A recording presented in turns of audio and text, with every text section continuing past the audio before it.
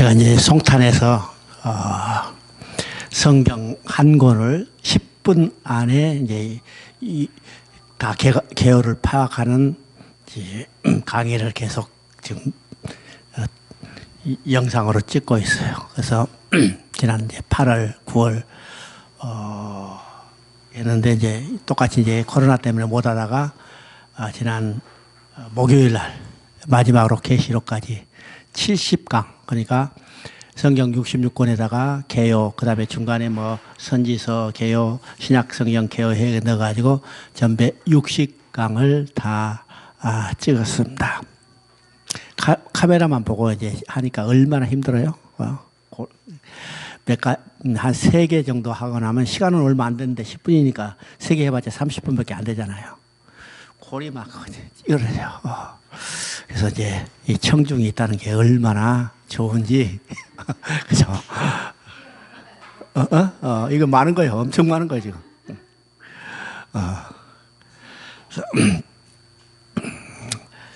그걸 이제, 지금 이제 강의를 했지만은 책이 딱 완전히 정리가 안 돼서 책이 다 정리되면 어느 기회에 이제 여러분 선물로 하나씩 줄 거예요.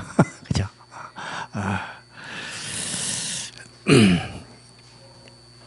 자, 오늘 이제 이 시간은 이제 민수기를 봅니다. 민수기 하면 이제 모세 5경 중에서 4번째 책입니다. 야. 그러면 민수기를 기록하게 된 목적과 민수기가 어떤 책일까? 하나님은 이스라엘 백성을 애굽에서 건져낸 것으로 끝이 아닙니다. 그죠? 애굽에서 건져내는 것은 시작이고 궁극적인 목적은 뭐인가? 가나안 땅에 들어가서 가나안 땅에 정착하며 사는 거예요. 이것이 다른 말이면요, 하나님의 백성, 하나님 나라를 건설하는 거죠. 자, 우리 이제 창세기를 보면 하나님께서 아브라함을 통해서 이스라엘 백성을 하나님의 백성으로 만드셨어요. 그리고 이제 출애굽기는 사단의 노예된 인간들을 건져내서 하나님의 백성으로 만드시고 이제는 법을 주셨어요. 법을 주셨죠. 그러면 민수기는 어떤 책일까? 이제는 땅을 확보해서, 그죠? 하나님이 왕이 되시고 이스라엘 백성이 하나님의 백성이 돼서 하나님이 주신 땅에서 하나님과 함께 살면서 하나님 나라를 이루어 가시는 거예요.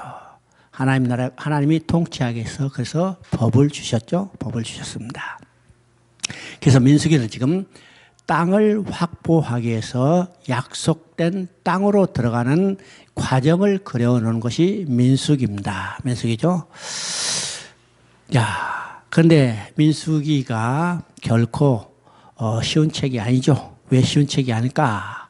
내용이 어려운 게 아니라 이스라엘 백성들이 원망하고 불평하다가 1세대는 다 죽게 되는 그런 좀 슬픈 내용입니다. 슬픈 내용. 그런데 이 슬픈 내용으로 끝나면 하나님이 아니에요. 그죠? 인간의 행위로는 저주받고 멸망받을 수밖에 없지만은 하나님은 그걸로 끝내지 아니하시고 하나님의 약속을 반드시 성취하시는 하나님이라는 사실을 우리가 알아야 합니다. 알죠? 자, 우리가 이제 성경을 읽을 때 중요한 개념을 이해해야 합니다. 그러면 성경은 하나님이 구원 계획을 이루시는 이 일들을 역사적인 사건을 통해서 기록해서 오늘 우리에게 보여주신 책이기 때문에 성경을 읽을 때 우리가 3가지 역사의 관점을 가져야 한다고 그렇습니다. 첫째는 이제 우리가 이미 다 배운 거지만은 다시 반복하는 거예요. 우리가 성경을 읽을 때 이 역사관을 확실히 정리가 돼야 성경이 어떤 책인가를 정확히 이해할 수 있습니다. 첫째는 역사의 주인은 하나님이시라는 거예요. 다른 말이며 하나님의 모든 주권을 가지고 역사를 운행해 가신다는 사실이죠. 이 성경을 통해서 보여주는 겁니다. 그러니까 지금 우리에게 다가오는 여러 가지 환경, 이것도 하나님이 다 주권 속에 있어요. 코로나19가 나와서 지금 온 땅이 어려운 가운데 있는 이 자체도 하나님의 주권 속에 있습니다. 주권 속에 있죠. 여름에 홍수가 나는 것도 지금 푸른 하늘, 천이게도 다 하나님의 주권 속에 있어요.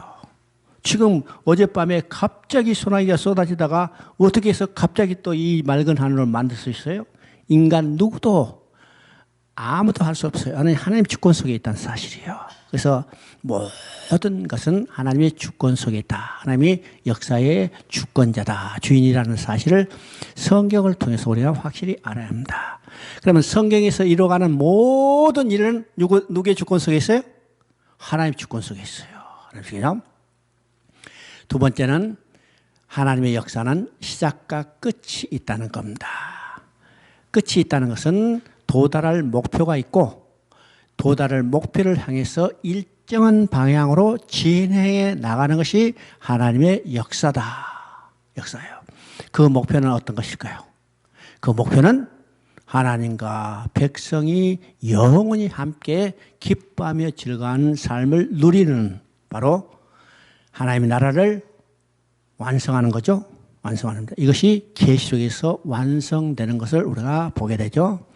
세 번째 우리가 가져야 할 역사 인식은 하나님은 자신의 목표와 자신의 계획을 반드시 완성하시고 종결하신다는 겁니다. 다른 말로 하면 하나님의 계획은 절대로 실패하는 일이 없고 중단하거나 포기하거나 변경하지 않으시고 반드시 완성하시고 끝내신다. 완성되지 않으면 끝내지 않으셔요. 중간에 포기하거나 중단하는 일이 없어요. 반드시 완성하시고 끝내신다. 이것을, 이 역사 인식을 가질 때 민수기도 우리가 이해할 수 있습니다. 민수기도 하나님이 계획하시고 목표하신 일을 반드시 완성하시고 끝내신다는 것을 우리에게 보여주는 책입니다. 그래서 이 자기 백성이 원망하고 불평하다 하더라도 하나님은 그들을 징계하실지언정 하나님과 계획과 목적은 포기하지 않으시고 끝까지 성취해 나가신 하나님을 보게 되는 거죠. 보게 되는 겁니다. 자, 그래서 이제 민수기는 시내산에서 1년쯤 있다가 성막을 완공하고 이제는 성막을 앞세워서 하나님의 약속의 땅 가나안 땅으로 그들을 인도해 가는 과정을 그려놓은 것입니다. 그렇죠? 그래서 궁극적으로 모압, 요단 동평, 모압 땅까지 이르렀어요. 이 과정이 바로 민수기의 과정입니다. 과정이죠. 그래서 민수기는 이제 크게 세 부분으로 나눌 수 있는데 1장부터 12장까지입니다. 그러면 1장부터 12장까지는 시내산에 출발해서 가데스 바나에까지, 신광야 가데스 바나에까지 도착하는 과정입니다. 과정이죠. 그리고 이제 13장부터 25장까지는 그들이 가데스 바나에 도착하자 정탐꾼을 보내자고 요구했어요. 자, 정탐꾼을 보내자고 요구하자 하나님이 그걸 허락하시죠. 그래서 그들이 정탐하고 돌아와서 백성들에게 보고한 것을 듣고 백성들이 원망불평하다가 하나님이 그들의 원망불평대로 허락하셨어요. 원망불평대로 허락하셨어요. 그 과정이 바로 38년 방황한 기간입니다.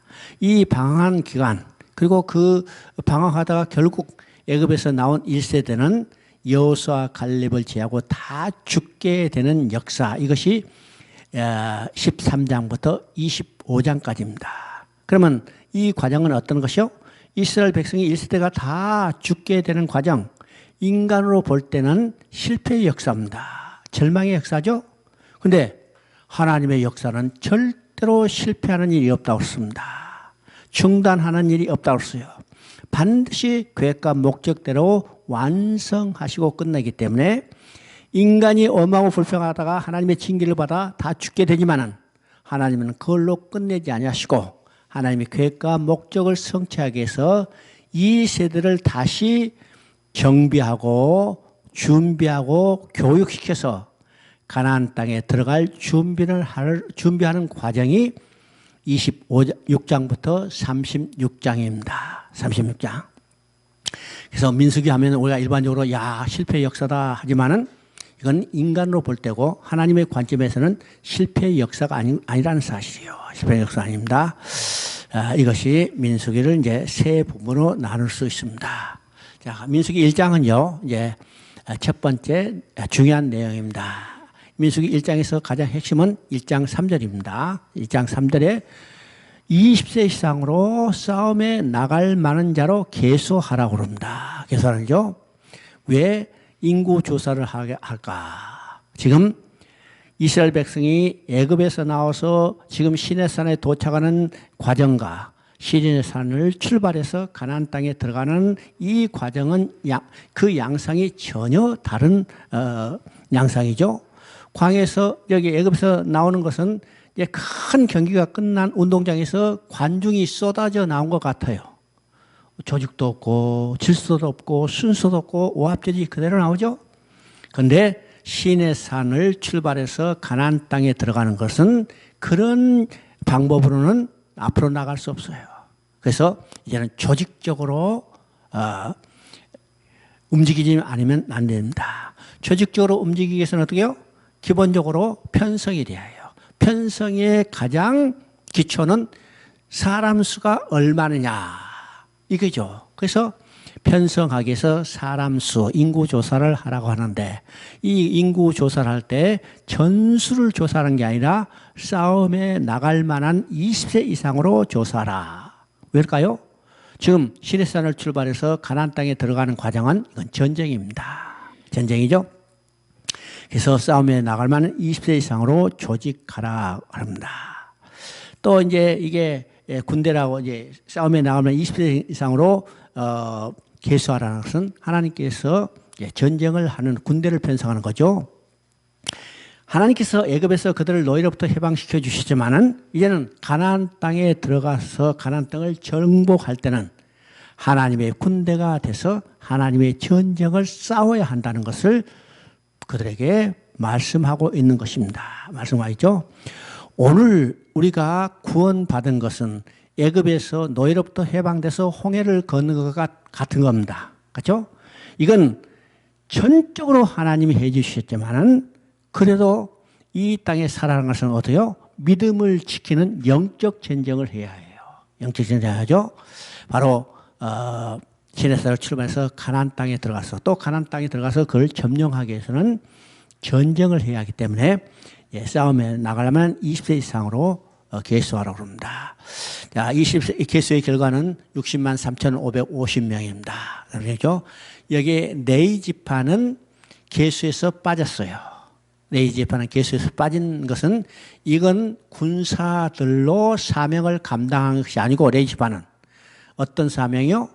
하나님의 성막을 책임져야 할 사명이기 때문에 네이 지파는 싸움에 나갈 20세 이상의 군사를 계수하는 데는 빠졌다는 것입니다. 그렇죠? 그 다음에 이제 2장은 성막 중심의 진 배치와 행진 순서를 결정하는 겁니다. 결정하죠. 그래서 이제 성막을 중심으로 동서남북 네 곳에 3개 군단, 그러니까 3개 지파씩 한 군단으로 해서 4개 군단이 동서남북으로 배치됐어요. 성막을 가운데 두고, 그렇죠? 왜 성막을 가운데 들어왔을까? 이스라엘 백성의 삶의 중심에는 눈에 보이는 성막이죠. 눈에 보이는 성막인데 그 성막에는 누가 계실까? 그 성막에는 하나님이 계세요. 그래서 눈에 보이는 성막을 통해서 그들의 삶의 중심이 하나님이라는 사실을 확신시켜주기에 위한 것입니다. 그래서 구약은 눈에 보이는 것이라고 그랬죠. 손에 만질만하다고 그랬죠. 그러면 오늘 이 시대 성전은 어디에 지어졌어요? 오늘 이 시대 성전은 우리 안에 지어졌어요. 우리 안에 지어졌다는 것은 어떤 의미일까? 우리의 삶이 성전이고 성전은 하나님이 계시기 때문에 우리의 삶의 중심도 구약시대 이스라엘 백성들과 똑같이 하나님이 우리의 신앙의 삶의 중심이라는 사실을 보여주는 겁니다. 보여줘. 그리고 이제 이 진 배치할 때 동쪽에는 동쪽 해 돋는 편이라고 말하고 그곳에 어느 지파가 배치되어 있는가? 바로 유다 군기에 속한 자라고 그랬습니다. 유다 군기에 속한 자. 자, 여기서 이제 각각 군기에 속한 자라고 이야기죠. 왜 군기에 속한 자라고 할까? 모든 사람은 다 자기의 소속이 있다는 겁니다. 소속이 있어요. 이스라엘은 각각 4개 군단으로 해서 이제 각각 군기에 속한 자가 있지만 오늘 이 시대에 우리도 군기에 속한 자예요. 우리는 어느 군기에 속한 자요? 어느 군기에 속한 자요? 예수 그리스도의 군기에 속한 자들입니다. 우리는 다 소속이 있어요. 소속이 없는 자가 없다는 거예요. 그러면 오늘 이 시대 우리의 소속은 예수 그리스도의 군기에 속한 자. 그래서 군기에 속한 자라고 지금 강조하고 있죠. 강조했습니다. 그래서 이제 동쪽에 동방해 돋는 편이라고 수식어를 붙이고 그게 유다 지파를 배치한 것은 이 말은 어떤 말일까? 유다 지파 가운데 의로운 해 찬빛이 오실 것, 예수 그리스도가 태어나실 것을 이미 계시하고 있는 것입니다. 그래서 구약에는요, 예수 그리스도를 증거하는데 여러 가지 모양과 여러 가지 방법으로 이렇게 됐어요. 그러면 여러 가지 모양과 여러 가지 방법은 어떤 것이요? 첫째는 사람이요, 두 번째는 사건이요, 세 번째는 모형이요, 네 번째는 예언이라고 했습니다. 그러니까 지금 동방해 돋는 편에 유다 지파가 배치된 것을 통해서도 바로 유다 지파 가운데 의로운 해 참빛인 예수 그리스도가 오실 것을 계시하고 있다는 사실을 우리가 보게 되죠. 그 다음에 이제 3장입니다. 3장이죠. 먼저 레위 지파는 싸움에 나가면 한 20대 이상의 개수하지 않았어요. 그래서 레위 지파의 사명은 뭘까? 레위 지파는 하나님께서 가장 중요한 사명을 주셨는데 그 중요한 사명은 하나님을 섬기는 일입니다. 곧 어떤 일이요? 바로 성막을 중심으로 배치되어 있죠. 여기 사명을 주셨죠. 그래서 레위 지파 가운데 대제사장인 아론의 아들들에게 제사장 직분을 감당하게 하고 나머지 레위인들은 어떻게 해요? 그들을 도와서 성막에 관계된 일을 하도록 했습니다. 그래서 레위 지파는 어디에 배치되어 있는가? 지금 이제 성막이 있으면 이제 동서남북에 각 이제 지파 12지파가 배치되어 있는데 이 이스라엘 백성의 진과 성막 사이에 레위 지파는 이제 거기서 살았어요. 그러니까 소위 말해서 완충 역할을 하죠. 맞아. 그래서 레위 지파는 성막 가장 가까이 배치돼서 사는 것을 보게 됩니다. 그래서 레위 자손은 계속 진을 이치를 정하고 각자의 맡은 임무를 지금 3장에서 말하고 있습니다. 레위 지파는요, 하나님이 자기 속한 것이라고 그래요. 자기 소유라고 합니다. 그렇죠. 이스라엘 장자는 어린 양으로 되어 있기 때문에 하나님의 것이 되므로 하나님께서 레위인을 택해서 이스라엘 자손의 맏아들을 대신하게 했습니다. 그래서 이제 보면 성경에 레위인을 계수하고 또 이스라엘의 장자를 계수해서 그 장자의 수가 부족하기 때문에 그만큼은 뭘로 했어요? 속전을 내도록 하는 것을 보게 되죠. 보게 됩니다. 그 다음 이제 4장은 레위인의 업무 분담을 이제 구체적으로 합니다. 그래요. 회막 봉사를 하게 되죠. 자, 거기에 보니까 레위인 자손 중에서 고핫 자손을 택하여 성막 내 기물을 운반하더라고. 그죠? 자, 게르손 자손은 성막의 회장들, 무라리 자손은 성막의 기둥과 말뚝 구조들을 운반하더라. 그러니까 바로 성막을 관리하는 일들을 레위 자손이 맡았습니다. 여기 이제 30세부터 50세까지 고핫 자손이죠. 고핫 자손은 주로 무슨 일을 했느냐? 지성, 그러니까 우리가 이제 쉽게 말하면 성소, 그러니까 성소. 그러니까 우리가 이제 성막 안에는 성막들이 있고 성소가 있고 지성소가 있죠.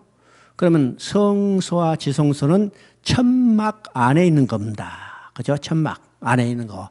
자, 이 천막 안에 있는 성물들을 옮기는 일들을 과자손들이 했어요. 그죠? 거기에 언약궤를 옮기는 일, 분향단을 옮기는 일, 등불을 옮기는 일, 그다음에 떡상을 옮기는 일, 이런 일들은 주로 과자손이 했습니다. 그러니까 비교적 아주 고상한 일, 얘기했죠. 나머지는 무거운, 그러니까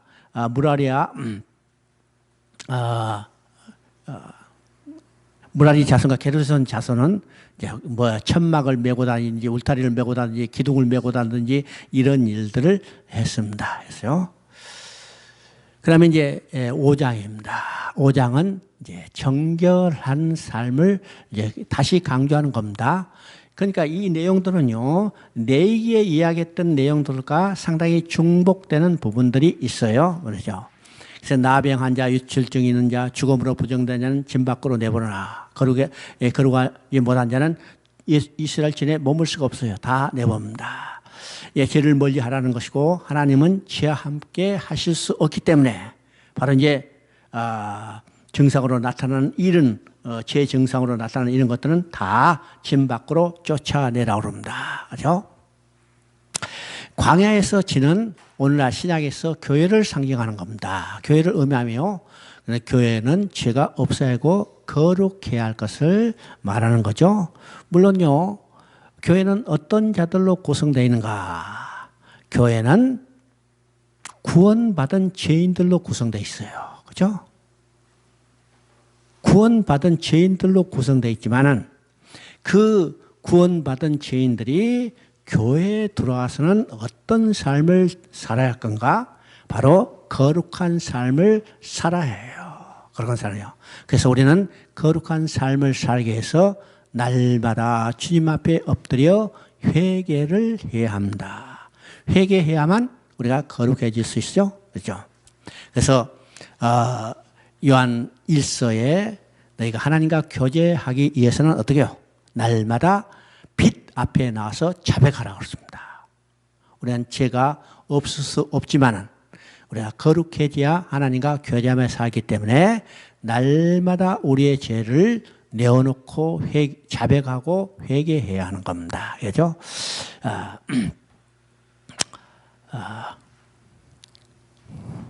자, 그게 의심의 소재죠. 왜 의심의 소재 이렇게 얘기한가? 이제 어떤 사람이 어떤 남자가 자기 부인이 아무래도 이상하다. 이 의심을 완전히 떨쳐버려야 해요. 의심을 계속 가지고 살 수 없잖아요. 그렇죠? 그래서 이 의심의 소재를 드리는 거, 그렇죠? 이 의심의 소재를 기억의 소재라고도 얘기합니다. 그렇죠? 자, 거기서 의심이란 말은 언어적으로 의미할 때 열정이라는 말로 해석할 수 있습니다. 그래서 이제 의심의 소재를 다른 말하면요, 열정의 소재, 그죠? 이 열정의 소재, 왜 의심의 소재, 열정의 소재를 할까? 이 말을 다른 말로 하면 죄를 해결하게 한 불타는 열정이다. 그죠? 죄를 해결하게 한 불타는 열정. 그래서 조금이라도 의심이 있어서는 안 되잖아요. 그래서 그걸 완전히 해결해야 해요. 의심을 완전히 해소해야 해요. 그래서 의심을 해소하게 한 방편으로 여러 가지를 이야기했는데 그것을 다른 말로 하면 죄를 해결하게 한 불타는 열정이다. 그래서 우리가 일반적으로 하는 그런 의심이 아니라 열정의 소재다. 열정이죠. 그러니까 언어적인 의미에서 열정이라는 말이 상당히 강하게 그 언어적인 의미에서는 나타나고 있어요. 가나안 땅에서 정결한 삶을 살기 위한 열정, 이런 의미도 됐습니다. 그렇다면 우리도 어떻게 해요? 정결한 삶을 살기 위한 열정이 있어야 해요. 열정이 있어야죠. 그럼 어떻게 하면 우리가 참 죄로부터 벗어나고 죄를 짓지 않고 또 하나님과 올바른 관계를 유지할 수 있는가? 강한 열정이 있어야죠. 열정이 있어야 합니다. 그다음 이제 6장은요. 나시린의 선과 제사장의 축복입니다. 야, 그러면 나시린은 어떤 사람일까? 자, 이스라엘 백성의 누구든지 하나님께 드리고자 하는 자, 하나님께 헌신하고자 하는 자, 이 사람을 나실인이라고 합니다. 나실인.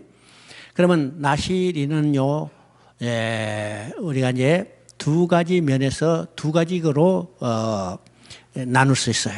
그러면 어떤 것일까? 이제 시간적으로 일시적으로 드려지는 나실인이 있습니다. 그렇죠? 어느 기간 동안 내가 하나님께 충성하고 봉사하겠다고 나를 드리는 사람이 드려지는 이 나실인이 있는가 하면 영구적인 나실인이 있어요. 태어날 때부터 죽을 때까지 나는 하나님께 헌신하기로 드려지는 자다. 그 대표적인 사람이 누구냐면 삼손이고 또 한 사람은 사무엘이에요. 그는 영구적인 거죠. 그러나 어떤 사람이 우리도요 나실인으로서 그냥 일시적으로 하나님께 헌신하겠다. 이건 나실이에요. 또 이제 나실인을 구분할 때 자기 스스로 내가 하나님께 헌신하겠다고 스스로 나실인으로 자청하는 사람이 있는가 하면 부모에 의해서 나실인으로 드려진 사람이 있어요. 자, 그것이 바로 삼손도 그렇고 사무엘도 부모에 의해서 드려진 사람들이죠. 어떻든지 이 나실인은 바로 하나님 앞에 드려진 사람이다. 그래서 이 드린 사람들은 나실인은 평생 독주를 멀리하고 머리를 깎지 않고 시체를 만지지 않겠다고 선하고 하나님께 드려지는 자들입니다. 그래서 이 나실인은 그 기간이 끝나면 번제, 속죄, 화목제, 소제를 드리고 헌물을 드리는 의식을 거행하게 되는 겁니다. 그 다음에 이제 6장에서 가장 우리가 핵심적인 것은 제사장의 축복이에요. 우리가 이제 이것은 가끔 쓰고 오늘 교회에서도 어떤 교회 하면 마지막에 목사님이 신약적 축도를 하기 전에, 그죠? 이 민수기 6장을 차용해서 제사장 축복을 하기도 합니다. 그러면 6장을 한번 봅니다. 6장 25절부터 24절부터 보면 여호와는 내게 복을 주시고 너를 지키시기를 원하며 여호와는 그의 얼굴을 내게 비추사 은혜 베푸시기를 원하며 여호와는 그의 얼굴을 내게 향하여 드사 평강 주시기를 원하노라 할지니라. 이게 복잡한 이야기 같은데 아주 간단한 이야기예요. 복잡한 이야기 같은데 간단한 이야기죠. 자, 인간이 범죄함으로 하나님 앞에 쫓겨났어요. 쫓겨났기 때문에 하나님의 얼굴이 인간에게 가려진 겁니다. 가려졌죠? 그 가려진 것을 무엇을 통해서 보여주느냐? 성막의 구조를 통해서 보여줘요. 그죠? 성막의 구조를 통해서. 지성소에는 하나님이 계시는 거죠. 그요? 시온자, 속죄소가 있고 또 백성들은 밖에 있는데 그 지성소와 밖에를 구분해 주는 것이 뭐냐면 휘장이에요. 그러면 휘장은 다른 말하면요. 지성소에 계시는 하나님의 얼굴이 그 백성에게 가려졌다는 것을 말합니다. 그렇죠? 그러면 인간의 축복은 어떤 것이요? 이 지성소에 들어가는 휘장이 열리고 가려졌던 하나님의 얼굴, 하나님의 빛이 백성들에게 비춰져야 합니다. 백성이시죠? 다른 말은요. 인간의 가장 중요한 거. 하나님 앞에 쫓겨난 인간들이 하나님 앞에 다시 돌아가는 거. 그죠? 그래서 24절을 보니까 여호와는 내게 복을 주시고 이 복은 어떤 복이라고 그랬어요? 성경에서 복은 어떤 복일까? 자, 구약시대는 물질적인 축복도 많이 이야기하지만은 그것도 그 전체적인 핵심적인 내용은 뭘까?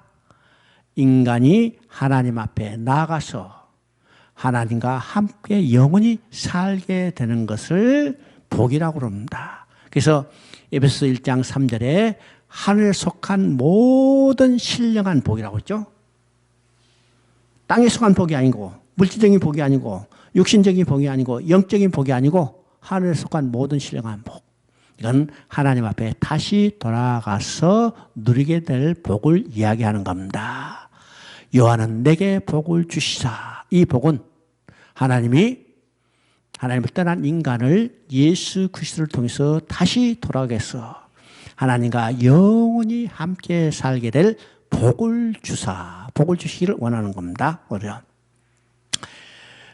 죄인은 인간들에게 얼굴을 비춰주심, 이것이 가장 큰 은혜이고, 은혜가 임한 곳에는 평강의 강수가 흘러나게 되어 있습니다.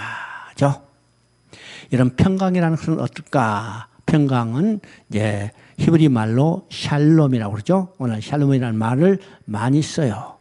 그래서 우리가 평강을 원하는데, 다른 말은요, 평화를 원하죠. 그러면 우리가 평화라는 말 속에는 세 가지 개념이 있다고 그랬습니다. 세 가지 개념.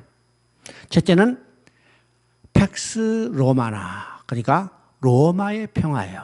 그죠?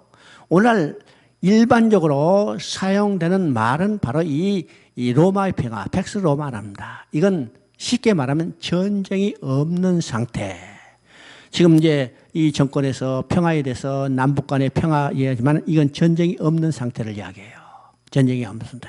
근데 인간 스스로는 아무도 이 평화를 누릴 수도 없어요. 이룰 수도 없어요. 이룰 수 없죠? 인류 역사에 전쟁이 없었던 날은 단 하루도 없다는 사실을 알아야 합니다. 단 하루도 없어. 지금도 전쟁, 수많은 곳에서 전쟁이 계속되고 있죠? 전쟁이 계속되어 있어요. 그래서 이거는 인간이 희망사항이에요. 로마라는 나라는요, 태어날 때부터 멸망할 때까지 계속 전쟁을 했던 나라이기 때문에 그들이 열망은, 야, 이제는 전쟁 좀 그만하고 평화를 누리자. 이것이 로마의 평화입니다. 두 번째 평화는 헬라적인 개념이죠. 헬라적인 개념. 에이레네라고 하는데 이것은 마음의 평화를 말하는 겁니다. 그래서 인간이 스스로 마음의 평화를 유지하기 위해서 여러 방법을 동원하죠. 명상을 하고 여러 가지 선을 행하고 이제 불교 같은 선을 행하고 여러 가지 수도원 생활도 하지만은 인간 스스로는 아무도 마음의 평화를 누릴 수 없어요. 왜요? 인간의 마음은 만물보다 더 부패한 것들이기 때문에 인간 스스로는 아무도 마음의 평화를 얻을 수 없죠. 이건요, 개념적인 평화에 불과합니다. 개념적인 평화예요. 그러면 이제 세 번째 히브리적인 평화, 바로 샬롬입니다. 이 샬롬은 어디서 누릴 수 있는가? 하나님께 돌아가서 하나님 품속에서 누릴 수 있는 평화예요. 자, 인간이 왜 평화를 갈망해요? 평화를 상실했기 때문이죠. 그래서 평화를 갈망합니다. 갈망하죠? 그런데 인간은 본래부터 평화를 누리며 살았던 존재예요. 그것이 언제냐? 아담이 범죄하고 하나님 앞에 쫓겨나기 전에 하나님과 함께 살 때는 그는 완전한 평화를 누리며 살았어요. 그런데 범죄하고 하나님 쫓겨나자 이 평화가 사라졌죠? 언제 누릴 수 있을까? 하나님께 돌아가요. 바로 하나님께서 복을 주시고 그 얼굴을 비추시고 빛을 비춰주신다는 것은 하나님께 다시 돌아가는 것을 말합니다. 하나님께 돌아가면 하나님과 얼굴을 맞대며 살게 될 거예요. 그때 진정한 평화를 누릴 수 있는 것입니다. 이것이 6장에서 말하는 제사장적 축복을 이야기하는 겁니다. 축복. 그 다음에 이제 7장은 성막이 다 지어진 다음에 성막에서 예물을 드리는 겁니다. 예물을 드려요. 그래서 이제 각 지파별로 쭉 순서대로 예물을 드렸습니다. 예물을 드리고 이제 여러 가지가 있는데 그 예물을 드린 다음에 길게 이야기한 중에 지금 84절 88번은요, 모든 장막의 모든 곳은 기름을 바르라 했습니다. 이 기름을 바르라는 것은 뭐든가요? 이제는 기름을 바름으로 하나님의 성물로 구별된 것을 의미합니다. 그죠?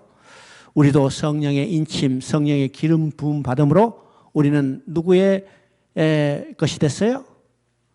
누구의 것이 됐어요? 하나님의 것이 됐어요. 우리는 하나님의 소유된 백성이라고 그러죠? 소유된 겁니다.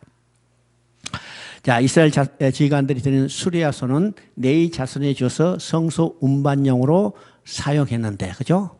예, 그때 드린 이제 물건을 싣고 와서 냈던 수레는 네이 자손들에게서 성소 운반용으로 사용했어요. 그죠? 성소에 지금 울타리나 널판지나 뒤에 보면 이제 여러 가지 천막 같은 것을 옮길 때는 무거우니까 바로 이것을 얻는데 대신 그러니까 고앗 자손에게는 이 수레와 소를 주지 않았어요. 그럴까요? 고앗 자손이 이 관리하는 것은 뭐냐면 지성소의 물건들입니다. 그죠? 지성소의 물건들은 어떻게 하냐면 이건 수레에 옮기는 게 아니라 어떻게 해요? 이 고앗 자손이 어깨에다 메고 운반해야 합니다. 운반해죠? 이것을 어디서 볼 수 있는가? 다윗이 언약궤를 운반하려고 그랬죠? 언약궤는 어디에 있는 거예요? 지성소 안에 있는 하나님의 보좌가 있는 곳입니다. 그 안에 이제 모색에 써진 돌판이 들어있는 거죠. 돌판이나. 이것은 고앗 자손의 어깨에 메고 옮겨야 하는데, 자, 다윗이 어떻게 했어요? 우사를 통해서 새 수레에다가 소가 끄는 새 수레에다가 끌게 했어요. 하나님 진로에서 결국 우사가 죽임을 당하는 일이 벌어졌죠. 자, 다윗이 그것을 깨닫고 그 다음에는 어떻게 되는가? 바로 제사장의 어깨에 메고 운반할 때 그것이 완전하게 운반됐습니다. 운반했죠. 하나님은요, 구원받은 자기 백성과 동행하며 자기 백성에 의해서 성빔을 받기를 원하시는 겁니다. 소나수레가 아니고 손이죠. 그 다음에 이제 8장입니다. 네 지파의 성결과 직무입니다. 네 지파를 성면함으로, 자, 그래서 이제 8장 2절을 보면요. 하나님께서 아론에게 성소의 등불을 앞으로 비치겠습니다. 이는 7영이 보는 앞에서 행하라는 것이며 이것이 우리가 신전신앙입니다. 그죠? 모세에게 레인을 택하여 속죄에 물을 뿌리고 삭도로 전신을 밀게 하고 의복을 빨게 하여 몸을 정결케 했습니다. 그리고 그들에게 번제 소제 속죄 제물을 가져하고 아론에게 레인을 요제로 드리라고 했습니다. 그게 레인은 누구냐면 하나님께 드려진 자죠. 하나님께 드려진 자는 자 요제로 드리라는 것은 요제는 어떤 제사라고 했어요? 요제는 하나님께 기쁨으로 드리는 흔들어지는 제사라고 했죠. 그래서 요제할 때는 어떤 제사일까? 요제는 기쁨으로 드린 제사입니다. 기쁨으로 드린 제사죠. 그래서 레인은 하나님 앞에 기쁨으로 드린 제사. 그 다음에 이와 같이 레인을 구별하는 것은 이스라엘 자손 중 처음 난 것을 대신하게 하는 것이며 그들이 회막에서 봉사하게 하고 성소에 가까이 할 때 재앙이 없게 하시기 위해서 말합니다. 그 다음에 레인은 25세 이상으로 회막에 들어가서 봉사하고 50세부터는 글을 쉬게 하였습니다. 여기에 지금 앞에서 보면 30세부터 50세까지라고 그랬는데 여기서 지금 25세로 연령이 낮춰지고 있는 것을 보게 되죠. 학자들은 이야기합니다. 실제로 봉사할 나이는 25세부터 50세까지인데 저 앞에서 4장에서 30세부터 50세까지는 5년 동안은 견습기간이었다. 이렇게 이야기해요. 그죠?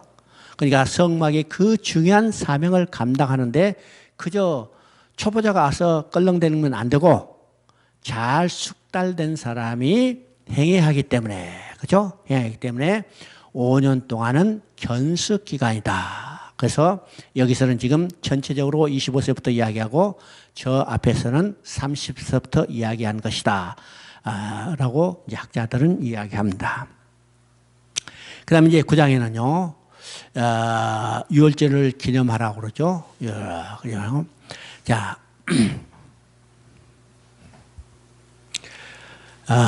이스라엘 백성이 출애굽 위에 처음으로 지금 유월절을 지키도록 지금 9장에서 명령합니다. 명령하죠.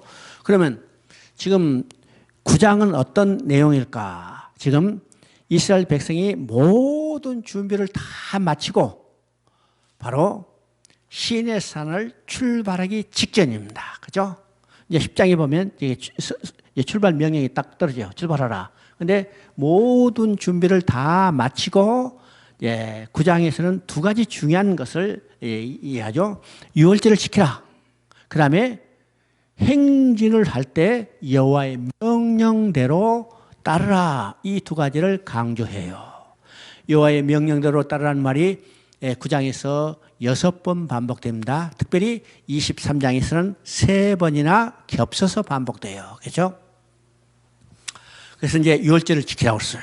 유월절을 지키라. 그래서 유월절을 얼마나 엄격하게 지키는가? 유월절은 1월 14일 저녁에 지키죠. 그것이 이제 출애굽기 12장에 나옵니다. 그달 열흘에 양을 준비했다가 14일 저녁에 잡아서 고기는 먹고 피는 문설주 임방에 바르라. 그러니까 유월절은 정월달, 이제 종교적으로 정월달 14일 저녁에 지키는 겁니다. 그런데 유월절을 지키라고 했어요. 유월절을 지키는데 그때 마치 출타했거나 어떤 사정으로 유월절을 지키지 못한 사람은 특별히 명령을 내려서 그 다음 달 2월 14일에 지키라고 명령해요. 그러니까 유월절을 한 사람도 빠짐없이 다 지키라는 거예요. 다 지키라는 거죠. 그러니까 유월절을 지키는 것을 얼마나 엄격하게 명령하고 있는가를 봐야 합니다. 그러면 왜 지금 시내산을 출발하기 앞서 유월절을 지키라고 이렇게 엄격하게 명령하고 있을까요? 이스라엘 백성이 가나안을 여기 애굽에서 나올 때도 유월절을 지켰어요. 유월절을 지켰죠. 또 이제는 시내산을 출발해서 가나안 땅에 들어가는 것도 유월절을 지키라는 것은 유월절은 어떤 의미인가? 하나님의 은혜입니다. 은혜죠. 하나님이 전적으로 해주신 은혜. 그러면 이스라엘 백성이 약속의 땅 가나안 땅에 들어가는 것도 인간의 힘과 노력이 아니라 하나님의 전적인 은혜라는 사실을 그들로 하여금 다시 깨닫게 해주는 거예요. 깨닫게 하는 겁니다.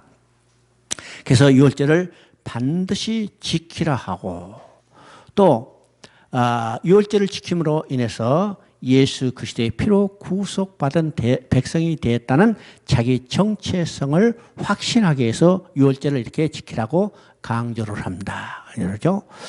자, 그 다음에 이제 하나님의 여호와 명령을 따르라고 했어요. 여호와 명령을 따르라. 지금 행진에 출발하기 앞서 여호와의 명령을 따르라고 지금 6번이나 강조해서 하는 말은 지금 이스라엘 백성은 여호와의 군대가 됐고 이 여호와의 군대의 지휘관은 누굴까? 하나님 자신이요. 그죠? 그러면 군대는 누구의 명령에 복종해야 해요? 군대는 지휘관의 명령에 복종해야 합니다. 복종해야죠? 그래서 지휘관 대신 여호와의 명령에 복종하더라고 강조하는 겁니다. 강조하는 거예요. 자, 이 군대에서 생명은 명령에 복종하는 겁니다. 명령에 복종하는 거죠. 오늘 이게 군대가 참 엉망진창이 돼가지고 군대인지 군이 여기 캠핑장인지 모를 정도로 변해버렸죠. 이건 스스로 지휘관들이 영이 서지 않도록 혼란에 빠져버린 겁니다. 빠져버린 거요. 자, 군대가 군대로서 제대로 사명을 감당할 수 있을까? 군대가 군대로서 제대로 사명을 감당하지 않으면 나라는 위기에 빠지게 되는 겁니다. 그러면 이것도 우리가 영적인 눈으로 봐야죠. 이 나라가 올바로 서지 못하도록 어떻게 해요? 사단이 대적해 오는 겁니다. 무서운 뒤에 그 배후 세력은 사단의 세력이 있다는 사실을 우리는 알아야 하고 이 나라 군대도 바로 서고 이 나라가 올바로 지켜지도록 우리는 기도해야 합니다. 기도해요. 우리 나라가 제대로 서지 못하면 우리 신앙생활도 제대로 안 되는 겁니다. 안 되는 거예요. 자, 성막을 세운 후 이제 구름이 성막이 되는데 구름의 진행에 따라서 행진했어요. 그러면 지금 이 구름이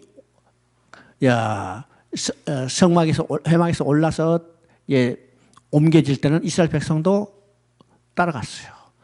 예, 구름이 머무를 때는 그것이 하루든 이틀이든 한 달이든 1년이든 꼼짝도 안 하고 거기에 머물렀어요.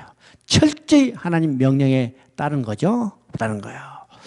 야, 오늘 날씨 좋으니까, 오늘 날씨 선선하니까 오늘 좀 멀리 가자. 그래서 임의로 가지 않았어요. 오늘 비 오니까 그냥 행군하는 것보다 더 천막 치고 안에 속에 있자 이렇게 하지 않았어요. 비가 오나 하나님 명령에 따라서. 우리의 신앙생활이 곧 누구의 명령에 따라요? 하나님의 명령에 따라야 합니다. 따라야 해요. 근데 오늘 우리 신앙생활도 인간 자신의 생각이 너무나 강하게 작용하고 있는 것을 우리가 보게 되죠. 보게 됩니다. 그러니까 우리가 성경을 읽을 때 이런 것을 통해서 정말 우리 신앙이 어떻게 이루어질 건가 말씀을 통해서 우리가 자세히 우리 자신들을 돌아봐야 합니다. 자, 그 다음에 10장입니다. 10장은 이제 드디어 행진이 시작되는 겁니다. 행진이요.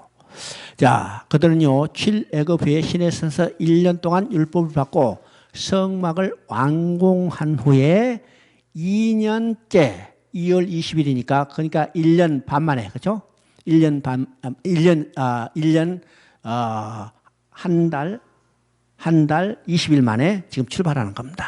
네, 출발이죠.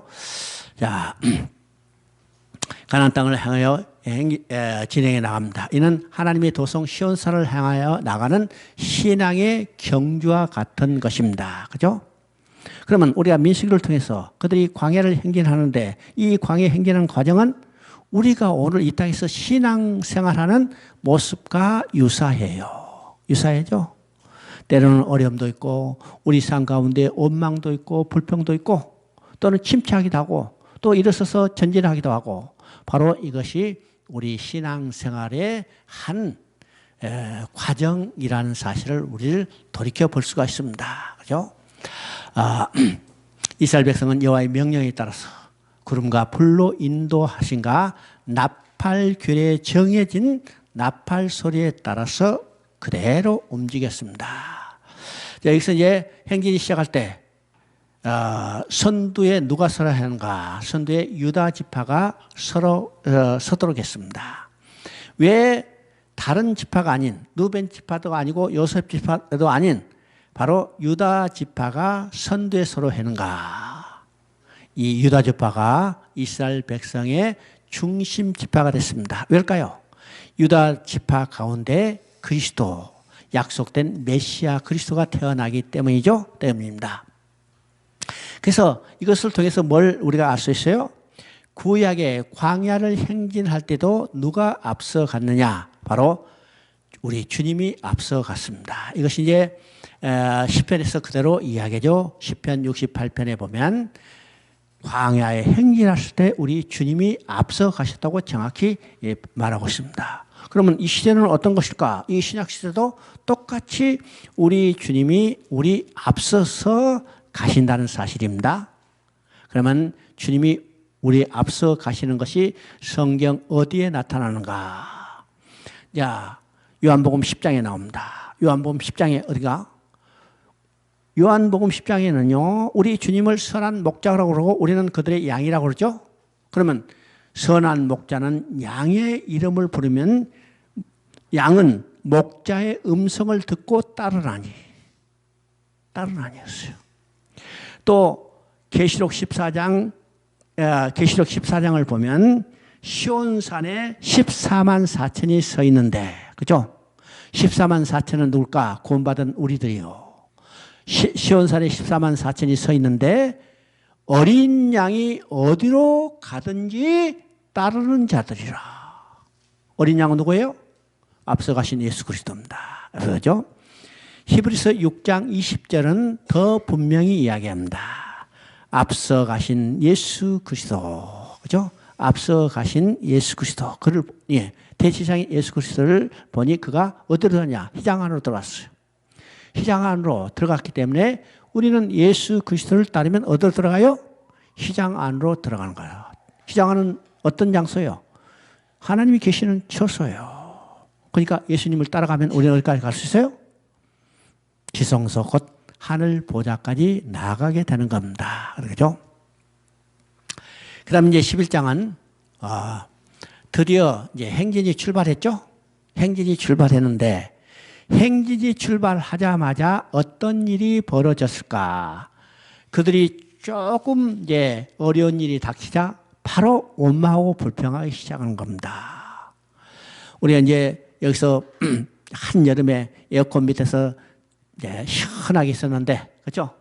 시원하게 있었는데, 자, 저쪽 더 좋은 곳으로 가자 해가지고 문 밖에 바로 딱 나왔었는데, 어떻게 해요? 지금 뜨거운 햇빛이 불고 뜨거운 바람이 부니까, 이야! 그냥, 왜 나가냐, 가지 말자, 그러죠? 예, 그런 모습과 유사합니다. 근데 그것을 지나면 더 좋은 곳이 있죠? 더 좋은 곳이 있는데, 금방 닫히는 그것을 보고 원망하고 불평한 모습, 이게 누구의 모습일까? 이스라엘 백성의 모습일 뿐만 아니라 오늘 우리의 모습이죠. 그래서 이제 11장은요, 10장에서 지금 행진이 출발했는데, 바로 먼 뒷장도 아니고 11장에서 원망하고 불평해요. 그럼 11장 한번 읽어보세요. 11장 1절 봅니다. 여호와께서 들으시기에 백성이 악한 말로 원망하며 여호와께서 들으시고 진노하사 여호와의 불을 그들 중에 불어서 진영 끝을 사르게 하시며. 그러니까 11장 1절 시작되자마자 지금 원망하고 불평입니다. 자, 4절을 보니까 4절 5절을 보니까 그들 중에 섞여 사는 다른 인종들이 탐욕을 품에 이스라엘 자손도 다시 울며 이르되 누가 우리에게 고기를 주어 먹게 하랴. 우리가 애굽에 있을 때에는 값없이 생선과 오이와 참외와 부추와 파와 마늘들을 먹은 것이 생각나거늘 이제는 우리의 기력이 다하여 이 만나 외에는 보이는 것이 아무것도 없도다. 자, 이것이 이스라엘 백성이 이제 시내산을 출발하자 그들이 원망하고 불평하는 내용입니다. 예명이에요. 자, 지금 그들이 불평하는 것은 어떤 것이요? 먹을 것이 없어서 불평했어요? 아니면 먹을 것이 있는데도 불평했어요? 네? 그렇죠? 먹을 것이 없어서 불평한 게 아니라 먹을 것이 있는데도 불평했습니다. 그죠? 그게 지금 5절에 보니까 애굽의 6절에 보니까 이제는 우리의 기력이 다하여 이 만나 외에는 보고 있는 것이 없도다. 이 말은 만나만 보였단 말이에요. 하나님이 만나를 주셨다는 거예요. 먹을 것을 주셨다는 거예요. 월세를 주시죠? 그런데 그들은 만나를 어떻게 했어요? 만나 외에는 보이는 것이 없도다. 야, 왜 계속해서 만나만 주냐? 그렇죠? 만나만 드냐? 만나를 배척하는 것입니다. 더 좋은 것을 달라는 거예요. 그러면 만나를 배척하는 것은 무엇을 거부하는 거예요? 하나님의 메시아 언약을 거부하는 겁니다. 뭐라죠? 만나는 뭘 예표한다고 했어요? 생명의 떡이신 예수 그리스도를 예표하기 때문에 만나를 배척하는 것은 메시아 언약을 배척하는 것이요. 또 출애굽을 원망하는 것이고 유월절을 부정하는 것이죠.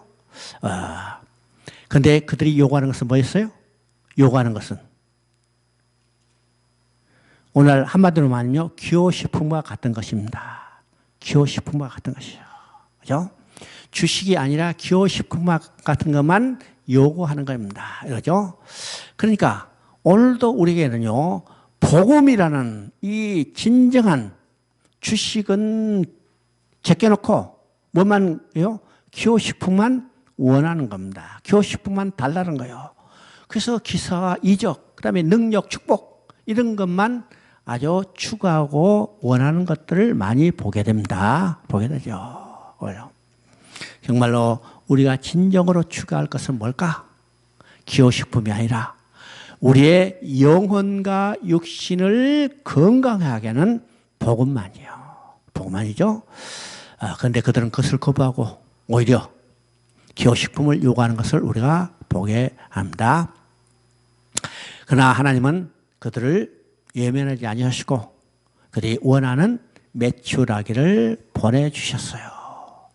메추라기를 보내주셨지만은 그들이 원망하고 불평한 것에 대해서는 징계를 하시죠. 징계를 하십니다. 그 다음에 이제 12장입니다. 12장에는 이제 지도자들이 또 불평하는 거 봅니다. 그 지도자들은 뭐냐? 아론과 미리암입니다. 아론과 미리암이죠.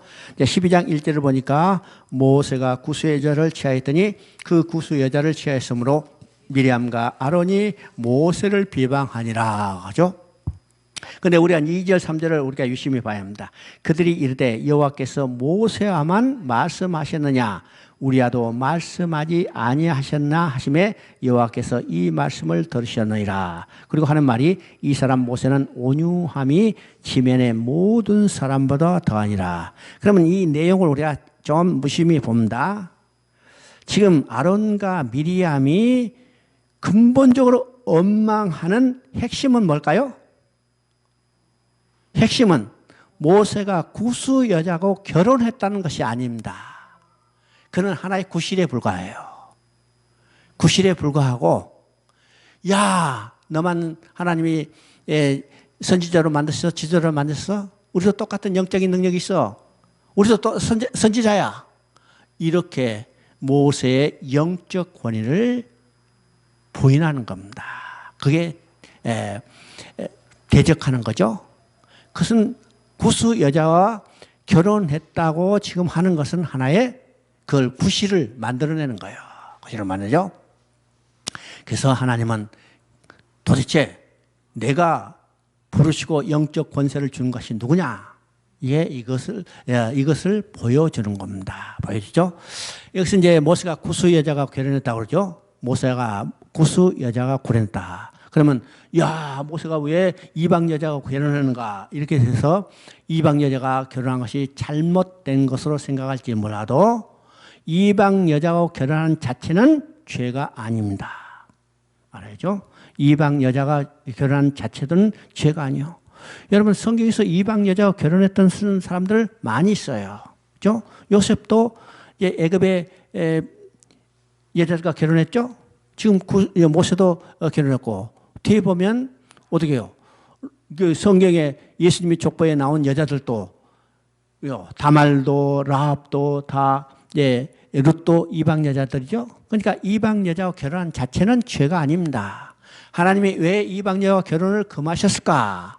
솔로몬이 이야기한 것처럼 그들이 마음을 돌려 그들이 섬기는 우상을 섬기도록 유혹하기 때문에 이방 여자고 결혼하는 것을 금하시는 겁니다. 금하시는 거죠. 그러니까 그 의미를 우리에게 분명히 알아야 합니다. 그러면 지금 모세가 구수 여자가 결혼했어요. 그것을 빌미 삼아서 지금 아론과 미리암이 모세에게 대들죠. 모세가 대듭니다. 그러면 여기서 이제 구수 여자는 누굴까요? 구수 여자는 이제 하나님 여기 학자들은 이야기합니다. 이 여자는 근본적으로 이방인 여자였지만은 유대 이스라엘 족속으로 편입된 사람, 그죠? 이방 여자지만 왜일까요? 이스라엘이 백성이 애굽에서 살 때 거기에 이스라엘 백성에 들어온 많은 잡족들이 있었어요. 그 잡족들이 이스라엘 백성이 애굽에서 나올 때 함께 나왔어요. 그 사람 중에 하나가 구수 여자였을 거다. 그죠? 이스라엘 백성은 우리가 유대인은 혈통적인 유대인뿐만 아니라, 그죠? 그가 할례를 받고 유대교에 입교한 사람은 다 똑같은 유대인, 이스라엘로 규정했죠. 그런 사람이에요. 그래서 이제 이 구수 여자하고 결혼했는데, 그러면 모세는 첩으로 얻은 게 아니라 모세가 구수 여자를 취한 것은, 여기는 취했다는 것은 아내로 맞았다는 말입니다. 아내로 맞았다는 것은 이건 정식 아내로 취한 겁니다. 왜일까? 학자들은 지금 모세가 지금 몇 살이에요? 몇 살? 정확히 모르지만은 80은 넘었어요. 왜요? 모세가 80에 지금 부름받았으니까 81살이나 82살이 됐기 때문에 첫 아내 시보라는 죽었기 때문에 이제는 구수 여자를 정식 아내로 맞았을 것이다. 이게 학자들이 이야기를 합니다. 그런데 이것을 가지고 지금 아론과 미리암이 그걸 빌미로 삼아서 자기들이 그동안 모세에 대한 영적 권위에 도전하고 있는 것을 보게 됩니다. 그때 하나님은요, 미리암이 나병에 걸려가시고 7일 동안 진 밖에 내칩니다. 나병은 죽을 병이죠. 영적 권위에 도전하는 자는 곧 하나님께 대적하는 자하고 마찬가지이기 때문에 그만큼 징계를 받죠. 그때 모세가 중보 기도를 하자 하나님께서 미리암을 회복시켜 주는 겁니다. 그죠? 이것은 하나님의 모세에게 주신 신적 권위와 모세 입에 두신 하나님의 말씀의 권위를 견고하게 세워준 것을 말하는 겁니다. 그죠? 그러니까 이게 다른 말이요. 문장의 내용을 말하는 아론과 미리암이 지금 여론을 조성한 거예요. 그죠? 자기의 세력을 규합해서 저 모세 쫓아내고 자기가 모세와 같은 권위를 세우려고 하는 이런 것들이죠. 그 다음에 이제 13장은 정탐꾼의 파송입니다. 여기서 이제 잠깐 10분 동안 쉬었다 하겠습니다.